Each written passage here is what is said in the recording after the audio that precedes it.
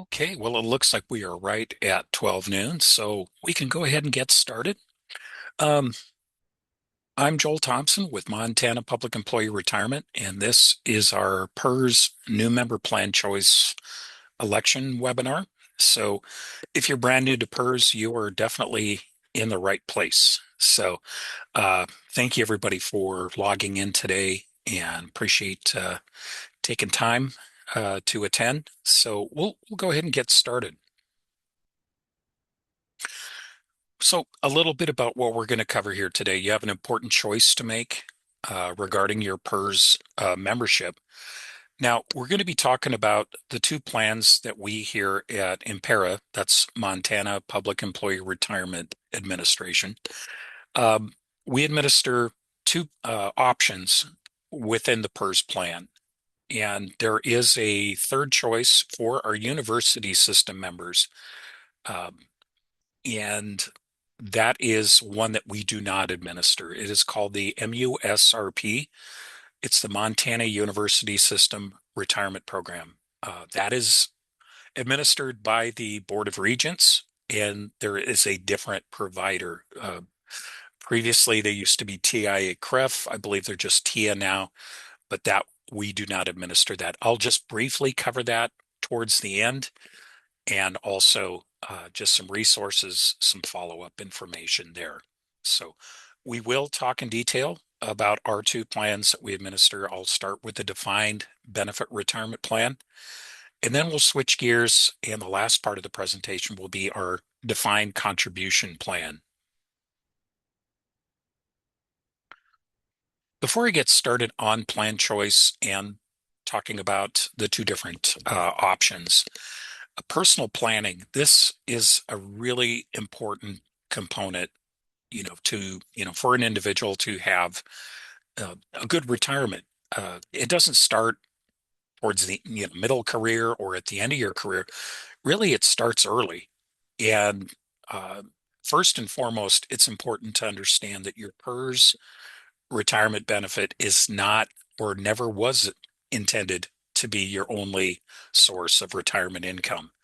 Now, a well-rounded retirement really comes from multiple income sources, and that could include your PERS retirement, also Social Security, and a third that oftentimes gets overlooked by individuals, and that is personal investment plans.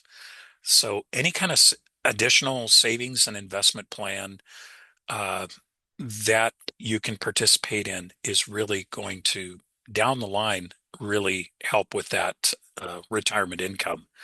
Now, some people might do just a traditional IRA on their own, but being in public service, you have access to what are called deferred compensation plans. Now, the state of Montana, we administer a 457B deferred compensation plan. Not every employee in PERS across the state is eligible.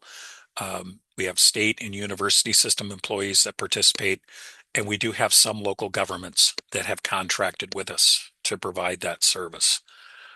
And if you're not quite sure what your employer offers, touch base with your HR person or your payroll clerk. They should be able to get you kind of steered in the right direction. But these are terrific plans. They're voluntary, and it's above and beyond what you're contributing to PERS. So even starting with a very small amount, for example, like the state of Montana plan, $20 a month, it doesn't sound like much, but it's amazing how that can grow over time. And your future self will definitely thank you for doing that. Also, people with university system, colleges, school districts, you might have access to a 403B. These are also supplemental deferred comp plans. Whatever you have available, we are strong advocates here at Impera for those additional savings plans. So just wanted to put that out there.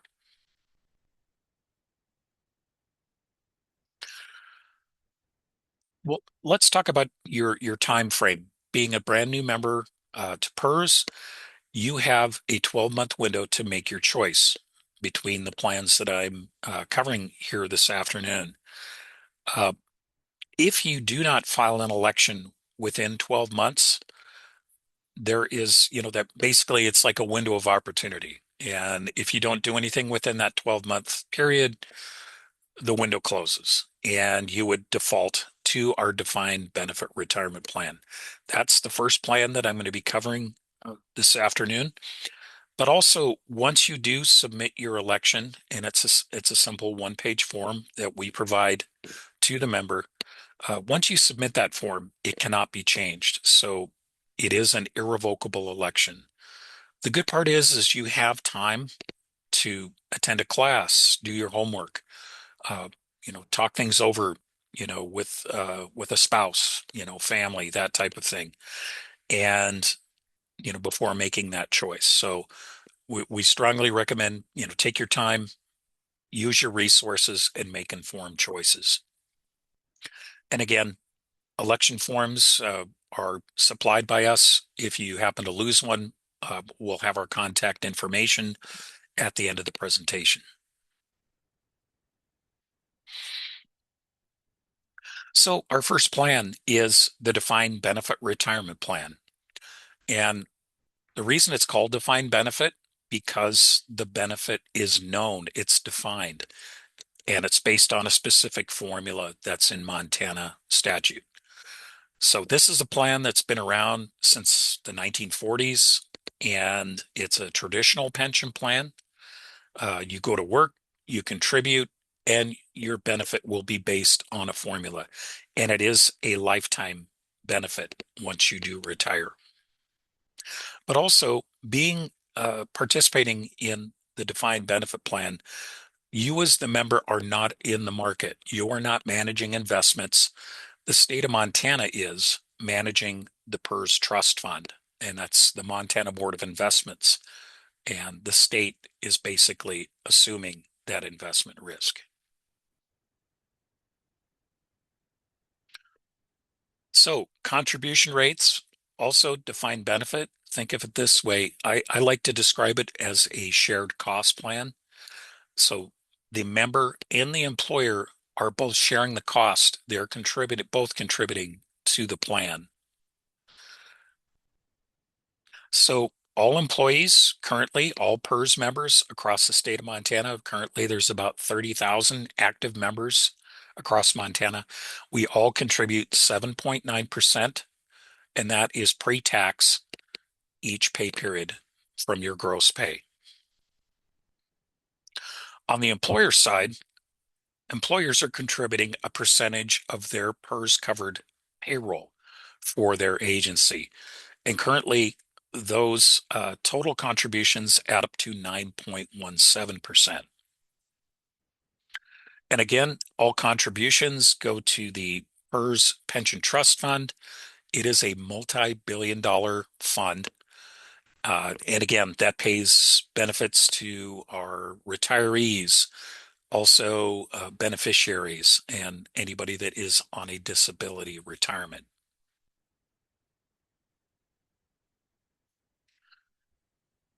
So kind of getting back to the plan and we'll talk about the formula now. I'll cover the basics. Essentially, there's three different parts of the formula. First, there is a percentage factor that is going to be based on how many years you've been a member of the system. So that percentage, it's like a multiplier within the formula. The second part is highest average compensation. This is where we're taking a look at your salary at retirement. I'll kind of explain that a little more detail. And then finally, years of service credit is the final part of the formula. So the number of years that a member works really drives how much that monthly benefit is going to be. The more years you work, the better the monthly payment.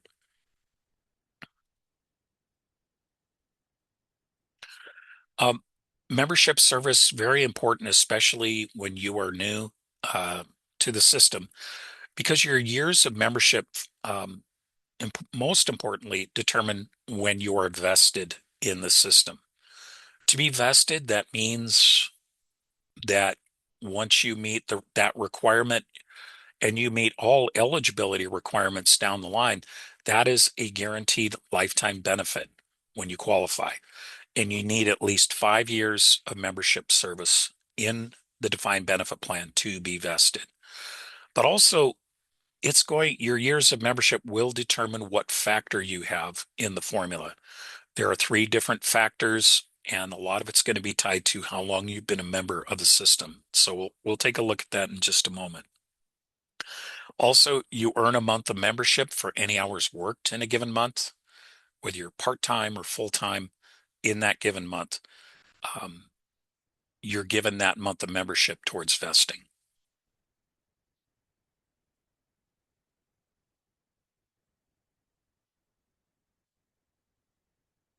All right, so back to the factors. Again, there are three different factors, and it's all going to be tied to, again, how long you've been a member of the system. So for someone retiring that had less than 10 years, that factor is 1.5%. 10 or more years to less than 30 years increases to 1.7857. And at 30 years, it maxes out at 2%. So again, it all comes down to at retirement, how many years you put in. And also that percentage is, again, a multiplier of the next item, and that is your highest average compensation. So we look at your highest consecutive months of gross pay when you are ready to retire. Every pay period, your payroll clerk reports your earnings, your hours worked.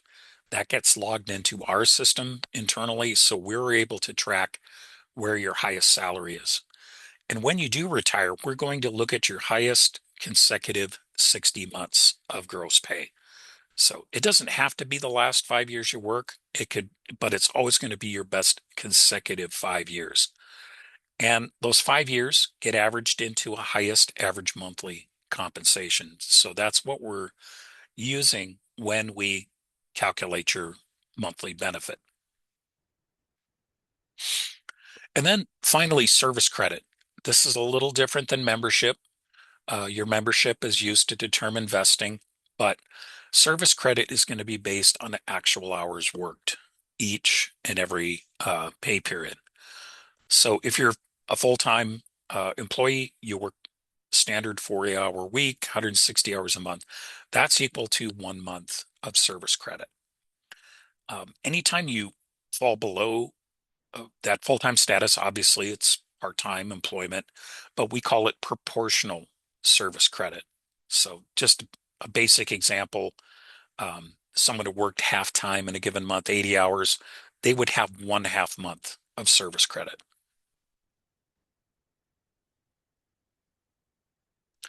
So let's summarize the formula, what we've looked at so far. And again, based on membership, we take the percentage factor. We multiply that times your highest average monthly compensation times years of service credit, and that's how we come up with a member's base monthly benefit. Now, we'll be running an example here in just a minute. I just want to talk about retirement eligibility requirements. When can I retire? You would qualify for a service retirement at age 65, and you have to at least have 5 years of membership. Now, I've talked to many members doing this presentation, especially with especially members in their 20s and 30s, thinking, "Oh my gosh, 65, that is a lifetime and a half away. There's, I don't know if I'm going to be around, at that job long enough." But one thing I can tell you, and we do a separate class on this called Leaving But Not Retiring. Many members who have worked 10, 15 years maybe, and they weren't even close to being age eligible, were able to leave that money on account. And they came back at a later date when they were age eligible and they were able to draw their monthly benefit. Oftentimes, these people had a completely different career and had another retirement plan with that other employer. So that's one of the things we want to do here at Impera is help you have the best possible retirement. And we can certainly talk to you about those different options that you have. We have many members that have, you know, been able to draw their lifetime benefit, um, even though they weren't age eligible at the time. I know it's kind of a long-winded example, but I think it's, very important and worth mentioning. Early retirement, that's another option that some of our members take advantage of. Uh, it's a reduced benefit. That's first and foremost because a member is leaving earlier. We have to stretch out that benefit over a greater length of time. So that reduction is really going to be tied to how early a person retires. Age 55 with 5 years of membership is the minimum. However, someone that might leave at age 60 would not have as big a reduction as someone leaving it at 55. So as you go from 55 slowly towards age 65, that early retirement reduction starts to shrink over time. And many individuals take advantage of this because they could use the extra income. They might be changing careers or doing something completely different in their life. So it's just another option that's on the table. So I'll do just a quick example, quick calculation. We have Jim, who's 65. He's worked for 30 years, and at retirement, his highest average compensation was calculated at 4,500 per month. And again, it's based on reported gross pay.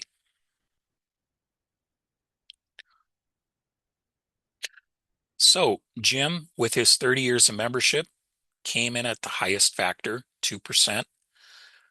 We multiply that times his highest average compensation, also times his 30 years service credit. And Jim's base benefit would be $2,700 per month.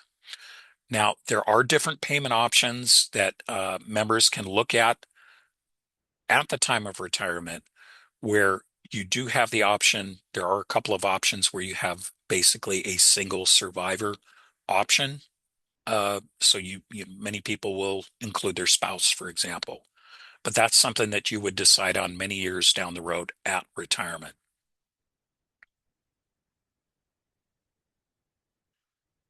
Another important feature of the defined benefit plan is the GABA, or guaranteed annual benefit adjustment.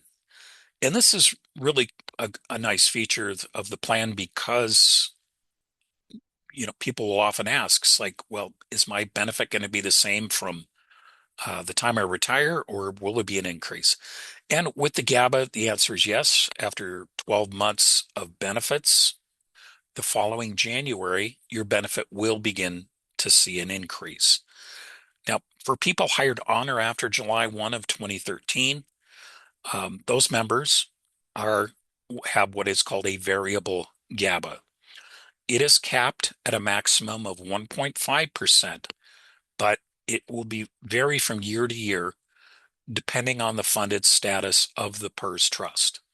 So currently, I believe it's hovering close to the 1% range for this fiscal year, but every fiscal year it will be different over time. But you are entitled to that increase.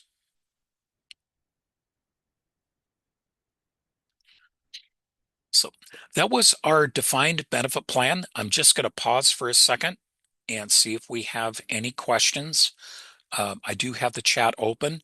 If you don't have questions, I will leave plenty of time at the end of the presentation for questions, and I'll have the chat open, and I'll stick around as long as we have those questions.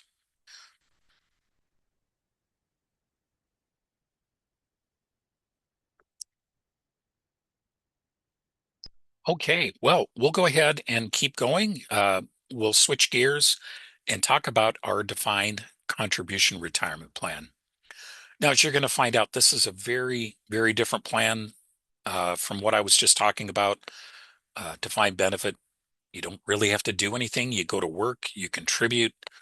At retirement, it's a lifetime benefit. So with defined contribution, this was We started offering this back in the early 2000s. Prior to that, everybody was just lumped into the same plan. But defined contribution, if you worked in the private sector, you had access to, say, a 401k. You'd be very familiar with this plan. So this plan kind of puts you in the driver's seat because you can pick and choose from the available investment options. Also, a big difference over defined benefit, you are vested in employer contributions at 5 years of membership. So once you have that 5 years in, your money and your employer's money belong to you. Back over in the defined benefit plan, a member doesn't gain access to the employer contributions until they actually retire and start drawing that lifetime benefit. So we'll start our review of defined contribution with contribution rates. On the employee side, nothing's different. You still contribute the same amount, 7.9%, and those percentages will go to your individual account. Now, on the employer side, 8.83% of your employer contributions will go to your individual account. So that's a total of 16.73% each and every pay period. Now, there are two smaller contributions by under state law. Uh, your employer has to contribute a small amount to our education trust. We are mandated by law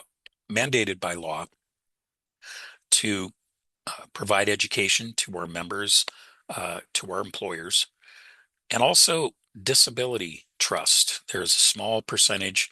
So if you are a vested member and become disabled, there is a disability trust to provide a retirement benefit.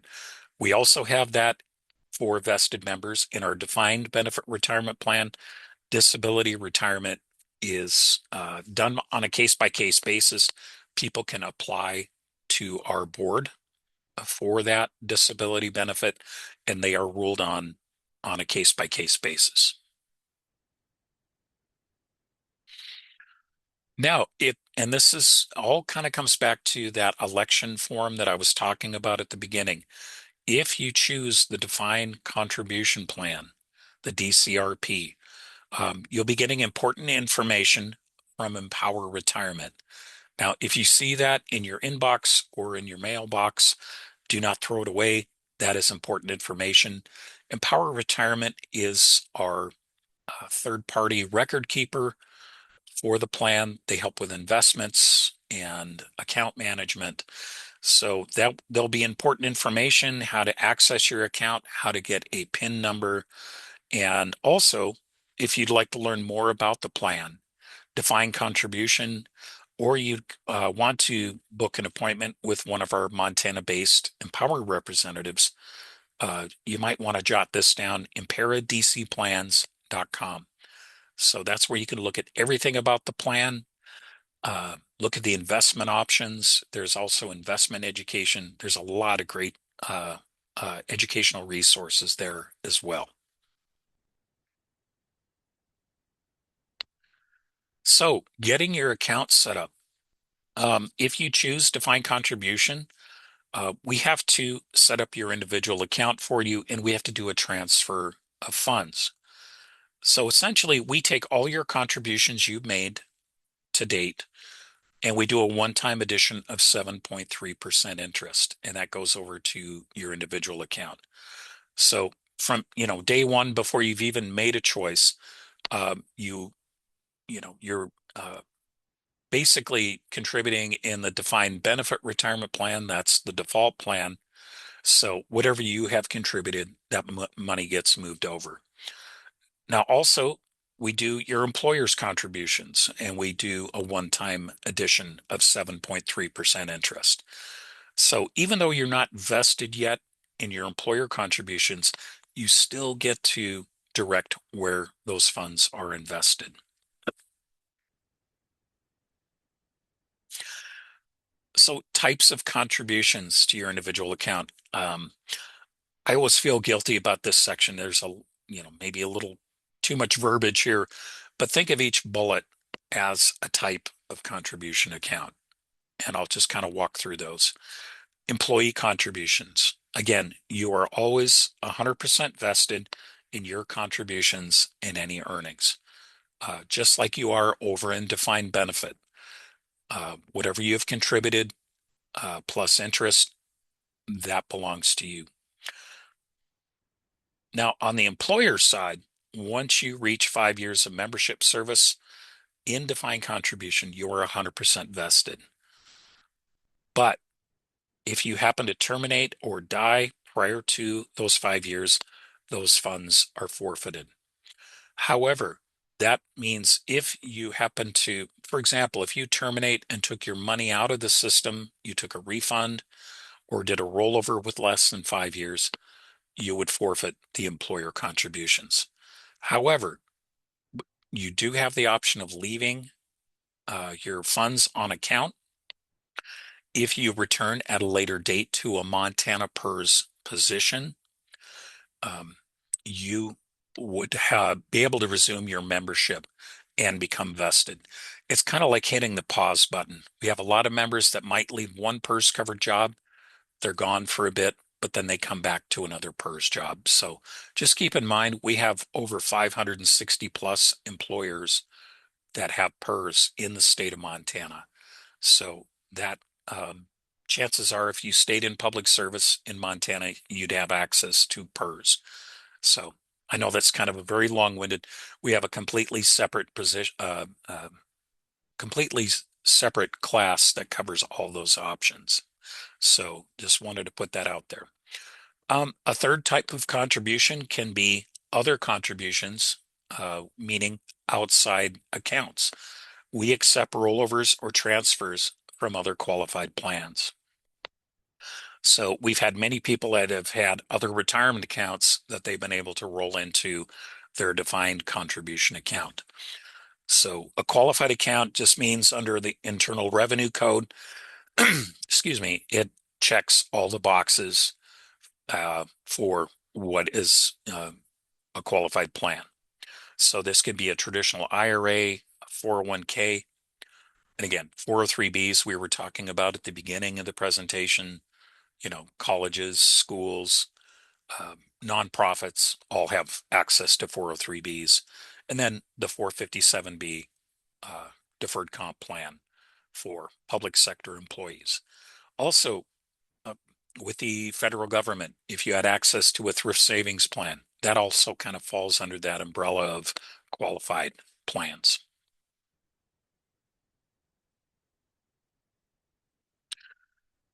So I have to say this is probably my favorite slide in defined contribution. You see that I have struck through completely under costs and fees what normally our Impera administrative fee would be.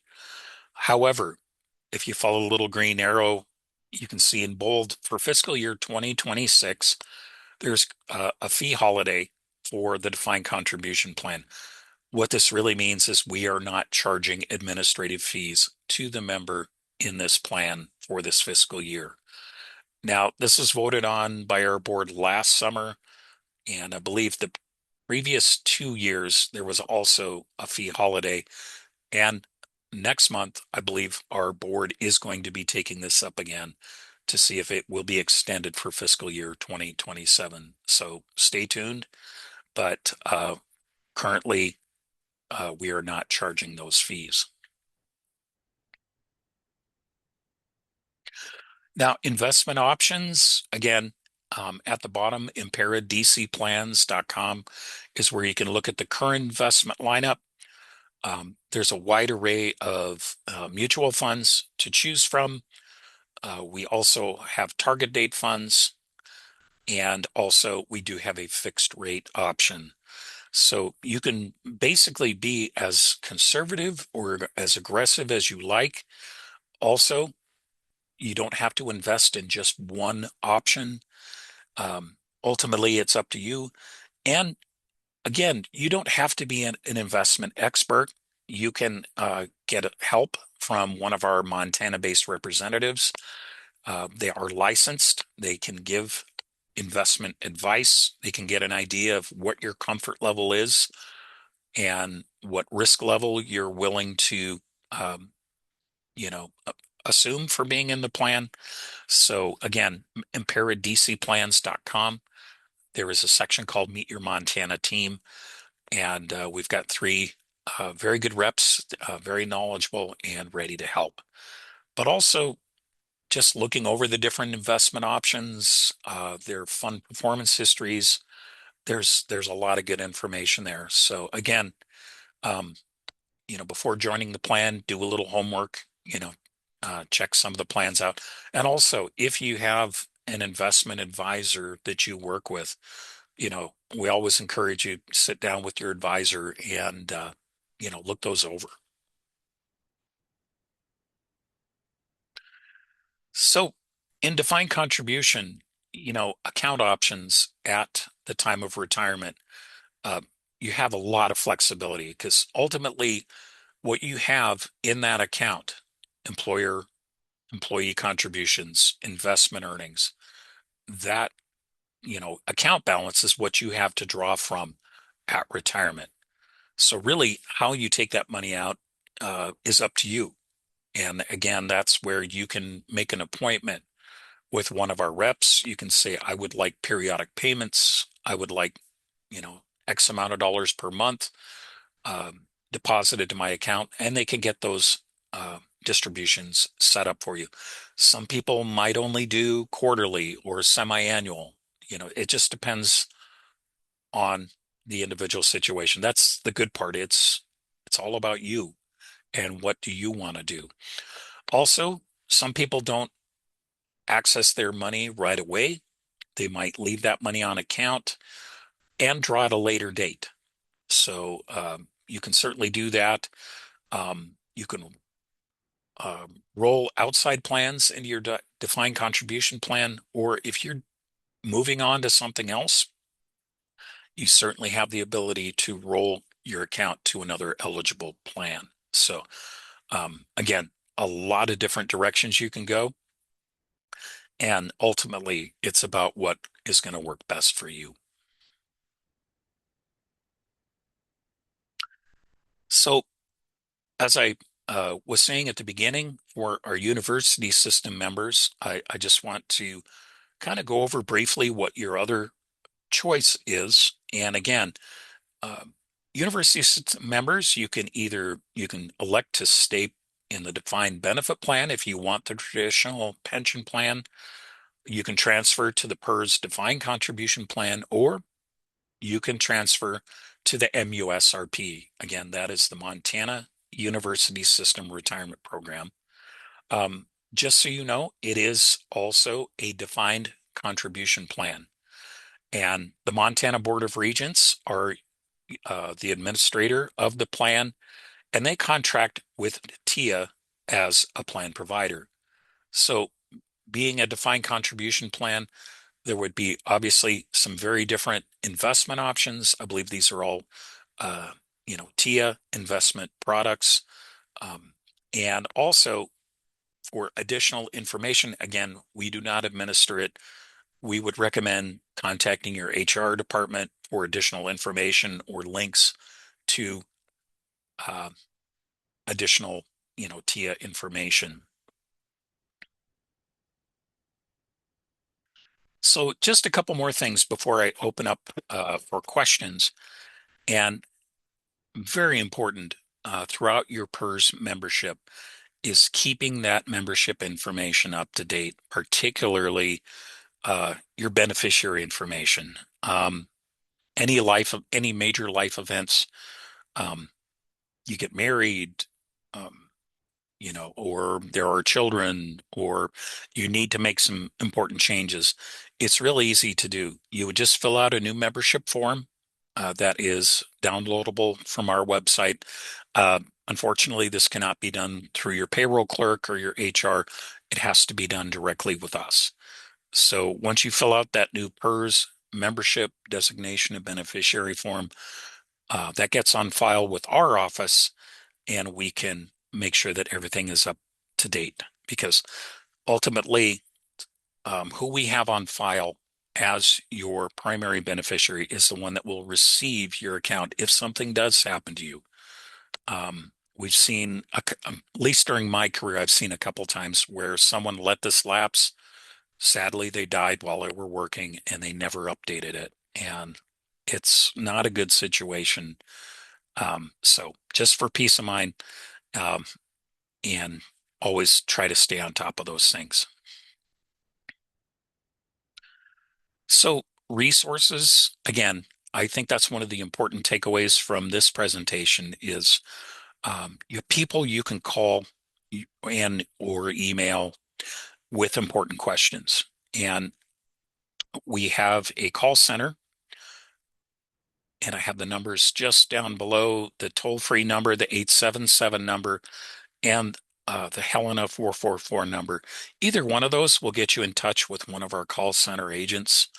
Um, our call center is staffed Monday through Friday, 8 to 5, and also they do, uh, our general email is impera@mt.gov. So with our website, impera.mt.gov, we have handbooks, webinars, training videos, again, forms you might need. So don't hesitate to reach out with important questions. I'll come back to this in just a moment, but I just had one last bit of contact information. Our education department. Again, I'm in my 21st year here with Impera, so I'm, you know, answering questions every day. That's what I do. So again, jthompson3 at mt.gov. That is always the best way to reach me. I am remote. I'm not always at my desk. I'm on the road a bit. And um, so, but just remember the three and J Thompson. There's a couple other J Thompsons in state government. Also, Terry Dalton, T Dalton at mt.gov. So either one of us, we are more than glad to help, and don't hesitate to reach out. So with that, um, I am going to open it for questions.